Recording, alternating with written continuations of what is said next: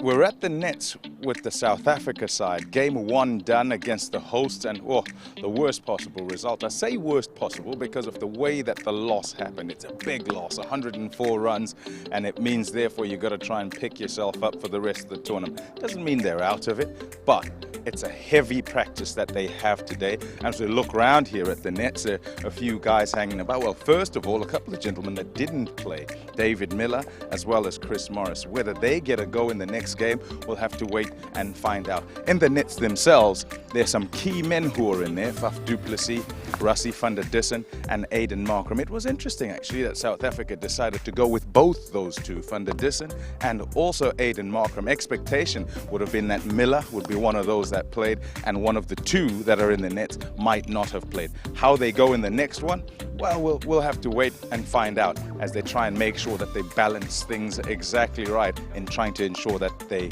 recover.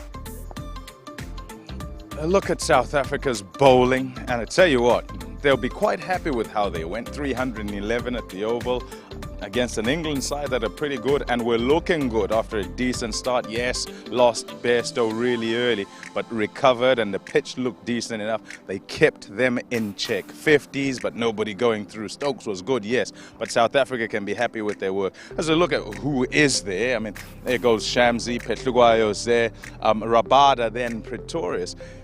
I don't think that the bowling has too much of a problem for South Africa. They'll keep chopping and changing it. Who isn't there is important actually in Dale Steyn, another game that is not going to be involved in. They say probably ready to go for game 3. Does Morris come in? That's interesting. Saw him kind of going through his paces, kind of looking and visualizing at what he might do should he play tomorrow. It'll be one to look out for.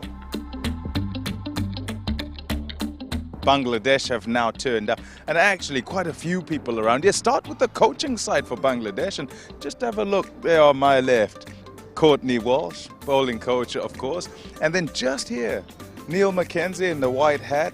He is overseeing a fielding drill there. Big man in this side. Continue with the coaching. Their head coach is actually Steve Rhodes, Worcestershire, England. So that's another side of things covered in terms of countries or teams. West Indies, South Africa, England, and then Sunil Joshi is also in the setup as far as coaching is concerned. So a lot of flavor, but also many teams covered in terms of trying to find some knowledge.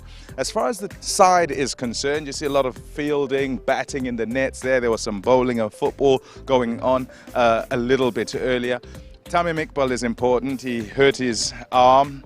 But he's okay, cleared to play. He'll be there, needs to be there, will be key for them through the tournament. They'll just go through everything. And I'll say this, they're a quietly confident side because coming into this, they were in that tri-series before with the West Indies and Ireland and won that. So there'll be tough opposition for South Africa. They'll believe that South Africa, having lost, kind of puts them on the front foot a little bit, and they'll be going all out.